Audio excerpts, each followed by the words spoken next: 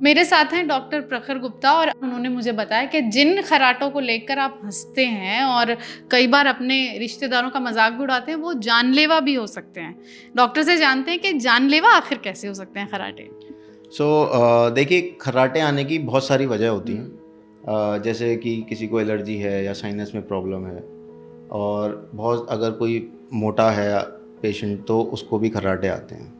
तो हम बात करेंगे उन खर्राटों के बारे में जो मोटे पेशेंट्स में आपको देखने को मिलते हैं।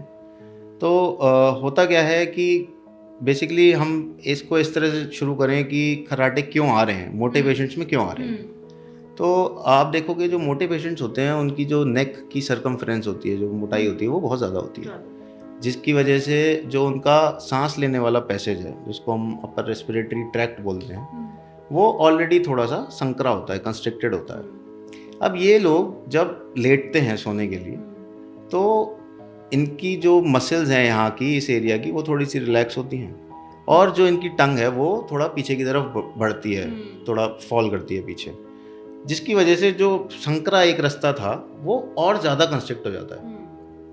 और आप देखोगे कि कुछ पेशेंट्स ऐसे होते हैं, कुछ लोग ऐसे होते हैं जो रात में कई बार इवन उठना पड़ता है उनको, एकदम हड़बड़ा करके उठते हैं, फिर वो 2-3 बार सांस लेते हैं और then they go back to sleep. तो ये क्यों हो रहा है? जब ये पेशेंट्स का जब ये रास्ता जो है वो एकदम ब्लॉक हो जाता है, तो बॉडी में ऑक्सीजन की सप्लाई बंद हो जाती है, ब्रेन में भी बंद हो जाती है, जिसकी वजह से ब्रेन की तरफ से सिग्नल आता है कि भाई उठो उठो उठो, सांस लो। तो उसकी वजह से वो पेशेंट उठता है और फिर वो सांस लेता है।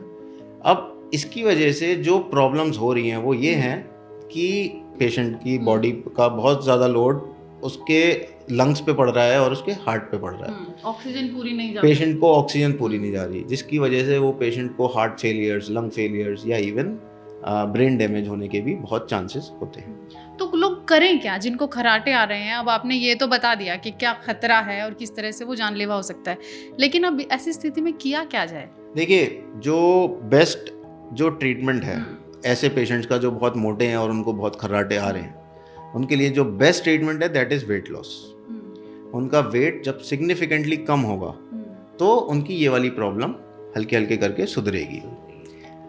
वेट लॉस के लिए जैसे हमने पहले भी बात करी है कि देयर आर सेवरल ट्रीटमेंट्स, जिसमें डाइट हो गया, लाइफस्टाइल हो गया, या मेडिकल ट्रीटमेंट्स हो गए, या इवन सर्जिकल ट्रीटमेंट्स हो गए। तो इनमें से कोई भी जिस कैटेगरी में भी पेशेंट बैठ रहा है वो वाला ट्रीटमेंट पेशेंट को फॉलो करना चाहिए। मीनवाइल पेशेंट को CPAP मशीन आती है जो पेशेंट रात में लगाता है और उसके बाद वो बिना खर्राटे के सो पाता है, जिससे उसका सोते समय बॉडी में ऑक्सीजनेशन और पूरा ब्रीदिंग जो है वो सारा कुछ मेंटेन रहता है।